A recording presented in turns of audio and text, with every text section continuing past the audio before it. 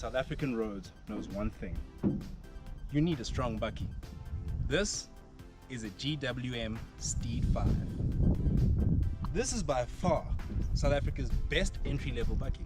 It's got a huge bin, massive, it's got power.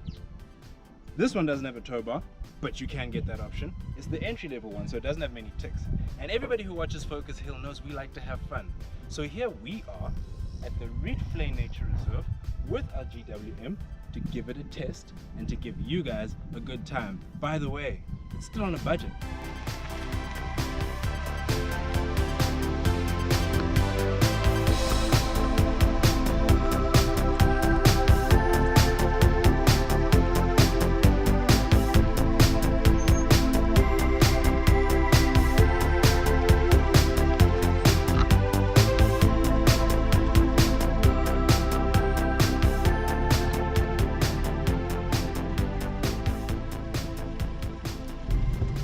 So here we are at Rietvlei Nature Reserve.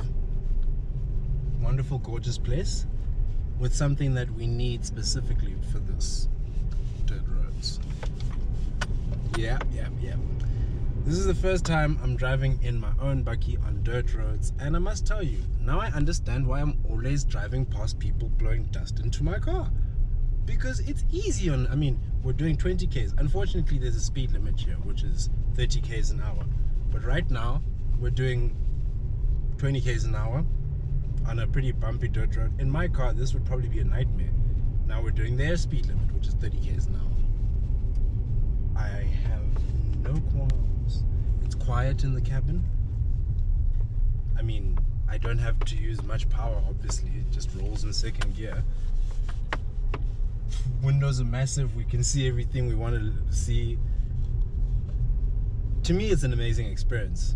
It's what I was looking for, and they've provided.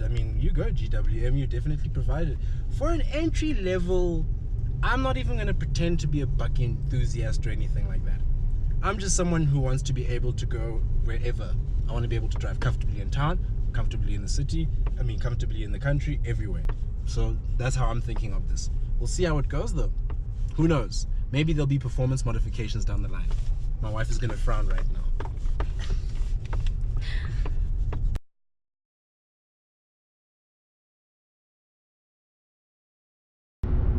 The Steed 5 2.2 litre MPI is a pleasure to drive. I don't really know how bad the fuel consumption is. I've just checked the tire pressure, 220 at the front, 250 at the back, as is instructed on the fuel cap. It's written right there on the fuel cap. It doesn't have anything you don't need. One thing I'm hoping for is that it has great fuel consumption. One thing I really hope for is that it has great fuel consumption, because I'm the one who buys the fuel. Obviously, it's a sluggish car. It's, how do I put it again? It's the bottom of the range. 2.2 litre engine, 190 Newton meters of torque, 73 kilowatts at 4,500 rand. Even right now, going downhill at 120, I'm at 3,500. We're not getting that full 73 kilowatts. Now it's picking up speed a lot. Now let's talk about the stability at speed. I saw on the internet people mentioning that this car doesn't even get to 120. And Oak said when he pushes his, he gets it to 180. That's what I call pushing a car, getting it to 140. I don't really drive at those speeds though. And I can't say I'm complaining. I feel stable, I feel comfy. It doesn't have ABS. I don't want to drive dangerously, but when I use my brakes, like I'm using them right now, they get on, they work, they're powerful. Drums at the back, discs at the front. It's more than I could have hoped for the price range. This is by far South Africa's most affordable double cab.